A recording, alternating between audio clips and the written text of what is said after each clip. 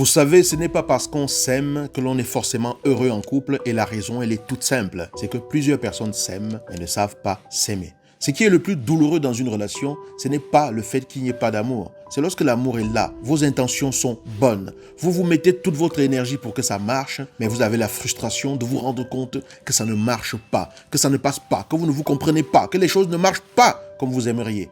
Mais ce n'est pas que vous avez forcément les mauvaises intentions qui soient, mais c'est simplement pour une raison claire et nette. Plusieurs personnes s'aiment, mais ne savent pas vraiment s'aimer. Et je vais vous expliquer dans cette vidéo pourquoi il en est ainsi, et je vous expliquerai également comment sortir de cela. Vous allez vous rendre compte avec les exemples qu'on va prendre que peut-être vous faites partie de ces personnes-là, et vous allez apprendre comment est-ce que vous pouvez améliorer cela dès maintenant dans votre relation. Parce que la pire des souffrances, ce n'est pas le fait de ne plus s'aimer, mais c'est de s'aimer, mais se détruire réciproquement. Bonjour les amis, j'espère que vous allez bien. Je suis ravi de vous retrouver comme dans chaque vidéo que je fais ici. Mon nom est Yannick TM, je suis un semeur de pépites et de graines de conscience.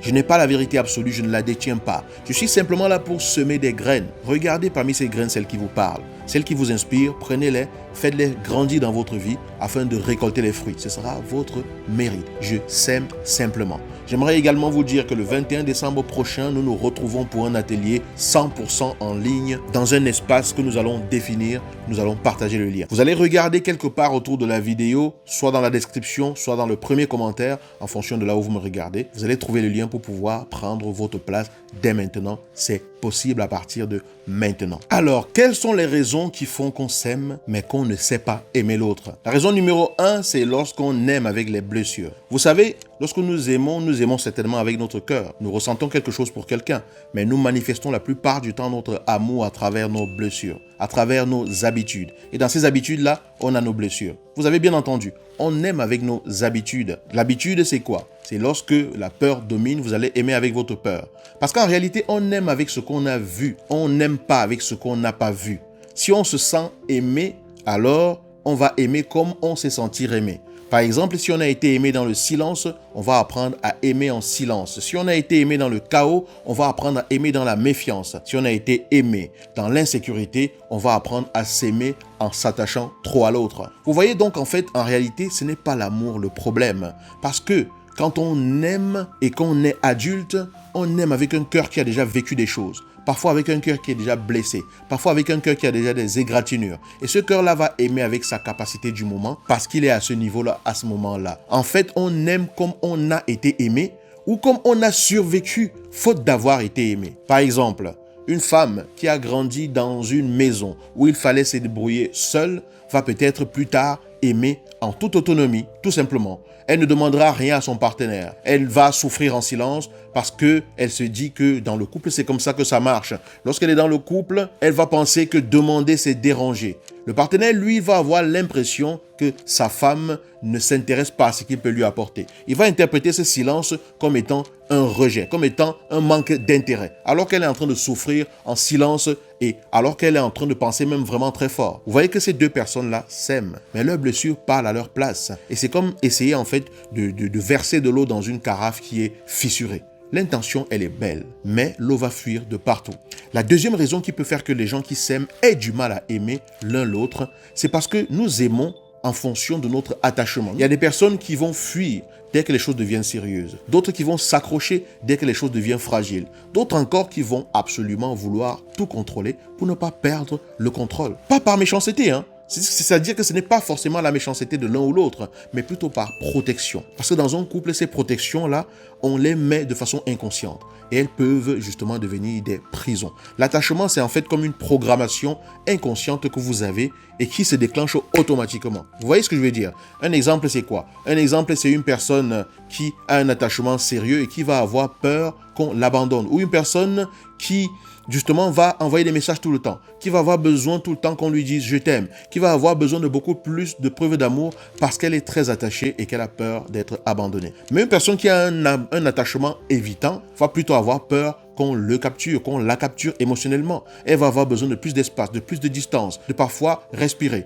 Les deux vont s'aimer, mais pendant que l'un avance, l'autre va reculer. Pendant que l'un se rapproche, l'autre va s'éloigner. Pendant que l'un dit « je te sens froid, tu ne tiens pas à moi », l'autre va dire « tu m'étouffes, j'ai besoin de respirer, j'ai besoin de distance. Je n'ai pas besoin d'être dans tes pattes tout le temps ». Pourtant, les deux s'aiment, mais ils veulent la même chose, exprimée de deux positions différentes. Ils veulent simplement être rassurés. L'une des troisièmes raisons qui peut faire qu'on s'aime sans vraiment s'aimer, c'est parce qu'on a peur. Notre cerveau, il a été programmé pour nous protéger. Le rôle du cerveau, c'est la survie. Et quand votre cerveau détecte que quelque chose est un danger, vous en l'éloigne. Et parfois, le cerveau croit que l'amour, c'est dangereux. Le cerveau ne cherche pas l'amour, il cherche la sécurité. Et parfois, aimer déclenche des alarmes qui font que le cerveau va mettre en vous des processus qui vont vous pousser à vous fermer. Vous voyez ce que je veux dire? Il va se défendre, il va vous tester, parfois il va critiquer, il va se retirer. Parce que pour lui, la sécurité, c'est le plus important, pardon. Mais pour un couple, c'est un poison silencieux. Vous voyez, un homme qui a traversé une rupture sentimentale très forte risque de développer un réflexe de survie. Et à chaque fois que la relation va devenir sérieuse, le cerveau va lui dire « Attention, ça devient sérieux, c'est dangereux, tu vas souffrir. » Et cet homme a des chances de se retirer. Comme un animal blessé qui retourne dans sa cachette. Ce n'est pas qu'il n'aime pas. Ce n'est pas que c'est l'amour qui manque. C'est la capacité à faire avancer la relation malgré la peur ou à faire taire cette peur-là pour pouvoir aller de l'avant. C'est comme vouloir avancer tout en gardant le frein à main tiré. C'est compliqué. Une des raisons qui fait qu'on peut s'aimer sans vraiment s'aimer, c'est la quatrième raison, c'est qu'on ne sait pas recevoir l'amour. C'est-à-dire qu'on s'aime, mais on ne sait pas recevoir. Parce qu'en général, donner, ça va. Vous voyez, vous aimez une personne, vous donnez, on maîtrise ça. On peut donner, on rassure, on est là, on est présent, mais recevoir demande de s'ouvrir. Et plusieurs personnes ont du mal à s'ouvrir. Vous savez, recevoir demande d'avoir confiance en l'autre. Recevoir demande d'être vulnérable.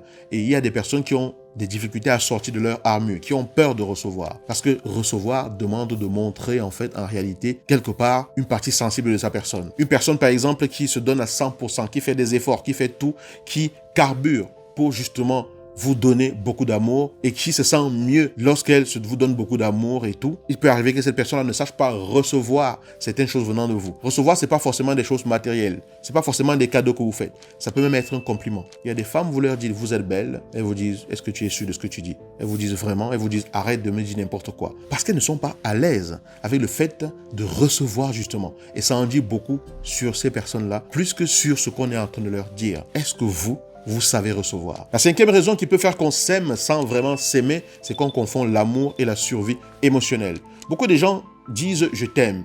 Et l'amour, quand ils parlent de l'amour, ce qu'ils veulent dire, c'est la peur. Leur amour, c'est « ah, j'ai peur de te perdre, j'ai peur d'être seul, j'ai peur du vide, de rester tout seul, d'avoir du vide dans ma vie, j'ai peur de ne pas être assez bien pour toi ». Et quand on aime par peur, on n'aime plus. On s'accroche. Vous voyez, quand on aime par peur, on va toujours se dire « ah, mais si je la perds, je me perds. Si elle n'est plus là, je suis fini. Ah, elle est toute ma vie. Si la personne n'est plus là, ma vie n'existe plus. » Mais ce n'est pas de l'amour. C'est de la survie intérieure. Et ce n'est pas un jugement que je suis en train de dire. Je suis en train de faire un constat. Je ne suis pas en train de vous juger. Je vous partage simplement des graines. Très peu de personnes se permettent de vivre un amour sain. La peur ne permet pas un amour sain. La sixième raison qui peut faire qu'on s'aime sans s'aimer, c'est qu'on n'a pas les mêmes besoins affectifs. Vous allez être avec quelqu'un qui a besoin qu'on l'aime avec des gestes et une autre personne qui va avoir besoin qu'on l'aime en le laissant tranquille. Par exemple, si vous êtes avec une personne et il y a des gens qui vont vous dire « je paie les factures, tu as une maison dans laquelle tu vis, je t'apporte la sécurité, tu as un foyer dans lequel tu vis » et lui va se dire que c'est comme ça qu'il montre son amour. Pendant que la femme en face va dire « mais attends, j'ai besoin qu'on parle, j'ai besoin qu'on se partage, ce qu'on ressent, j'ai besoin qu'on se confie l'un à l'autre » et les deux personnes montrent leur amour à leur façon. Ils s'offrent des cadeaux, mais qui ne correspondent pas à ce que l'autre veut. Maintenant que nous avons parlé des raisons qui peuvent conduire au fait qu'on s'aime sans s'aimer, comment est-ce qu'on sort de ça? Étape numéro 1, apprenez à vous aimer vous. Il s'agit de connaître votre propre langage émotionnel, de savoir comment est-ce qu'on vous aime vous-même. Parce qu'avant d'être deux, vous êtes seul. Et comprendre comment vous fonctionnez émotionnellement, c'est la base. Demandez-vous, qu'est-ce qui me rassure moi? Qu'est-ce qui me fait paniquer? Qu'est-ce qui me fait me sentir aimé? Qu'est-ce qui me casse intérieurement? Vous ne pouvez pas parler au monde si vous ne connaissez pas votre propre voix. Pour dire à l'autre, voici comment on m'aime, il est important que vous-même vous sachiez comment on vous aime vous. Ça, c'est fondamental. La deuxième chose, c'est d'apprendre comment l'autre se sent aimé.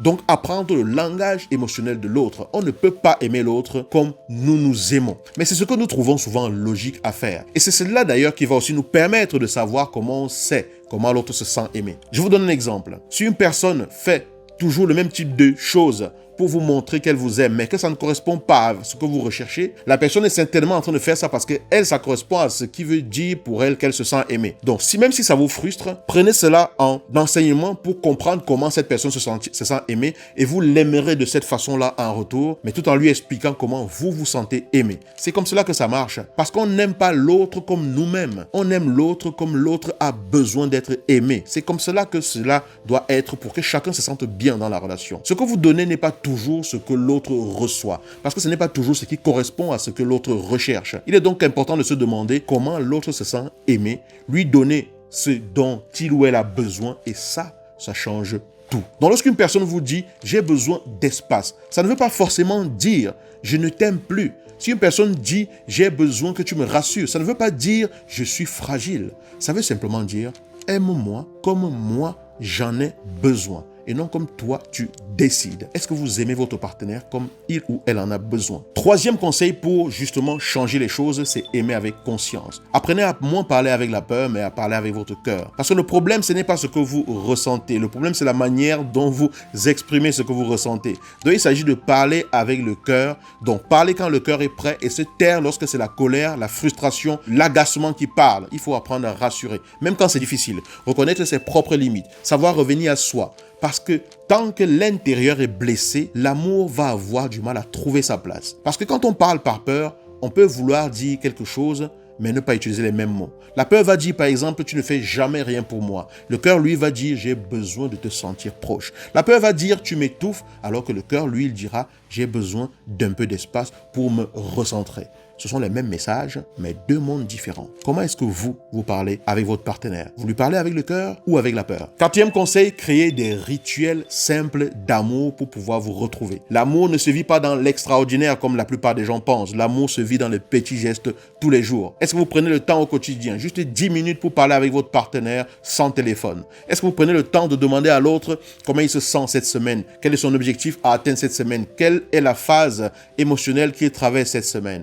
Est-ce que vous prenez le temps d'avoir juste un câlin, d'avoir juste l'autre dans vos bras? Est-ce que vous prenez le temps justement de vivre les petites choses simples de la vie l'un avec l'autre? Ça paraît rien, mais c'est très puissant. Cinquième conseil, apprenez à aimer avec douceur. L'amour, ce n'est pas la force. L'amour, c'est la finesse. Donc, par exemple, il ne faut pas dire tu dois changer ça. La finesse dit, par exemple, j'aimerais que tu comprennes ce que ça me fait. La force ou la peur, c'est dire tu ne m'écoutes pas. Alors que la finesse, le tact, c'est dire j'ai besoin que tu entendes mon cœur. Il ne s'agit pas de dire tu es trop sensible lorsque l'autre ressent quelque chose qui le ou la dérange. Mais c'est simplement de dire comment je peux te rassurer. Tout simplement parce qu'on a compris qu'une personne qui réagit avec sensibilité, ça veut dire que quelque chose l'a touché. Il y a une insécurité qui est arrivée, donc on la rassure. En conclusion, il faut comprendre qu'on peut s'aimer sincèrement et pourtant ne jamais réussir à se rejoindre dans le cœur. Pas parce qu'on n'est pas fait l'un pour l'autre, mais parce qu'on n'a pas appris ce que c'est d'aimer l'autre. Parfois, ce n'est donc pas l'amour qui manque dans le couple. C'est juste le manuel d'utilisation. Et la bonne nouvelle, elle est toute simple. Ce manuel-là, vous pouvez apprendre. Vous pouvez réapprendre à vous aimer. Vous pouvez réapprendre à vous parler. Vous pouvez réapprendre à choisir sans vous perdre. L'amour, c'est quelque chose qu'on apprend à démontrer au quotidien, qu'on apprend à manifester au quotidien, avec douceur. La douceur, cela s'apprend également. Être plus conscient, aimer avec plus de conscience, cela s'apprend également. Et deux personnes qui acceptent d'apprendre ensemble, pour ces deux personnes-là, tout devient absolument possible. Si vous avez regardé cette vidéo jusqu'ici, c'est que ça veut dire que vous avez trouvé un intérêt à ce qui a été partagé et j'espère que vous avez pêché quelques pépites qui résonnent dans votre cœur. Pensez à mettre un cœur, à aimer la vidéo et souvenez-vous, le 21 décembre 2025, en ligne, dans un espace sécurisé, intime dans lequel vous ne serez qu'avec moi, on pourra partager dans un atelier les fondamentaux pour faire fonctionner un couple. Le lien se trouve dans la description de la vidéo ou dans le premier commentaire. Cliquez et réservez votre place maintenant parce que les places partent très vite. Je serai ravi de vous retrouver à cet atelier et j'espère que cette vidéo vous a parlé. Laissez un commentaire, dites-moi ce que vous avez pensé de la vidéo, apportez des graines supplémentaires si vous en détectez. En sachant que je ne détiens pas la vérité absolue, je sème simplement des graines. Et si vous m'avez regardé jusqu'ici, c'est que ça veut dire que la vidéo, elle était faite pour vous. Parce qu'en réalité, quand je parle, ce n'est pas à tout le monde que je parle, c'est à vous que je parle.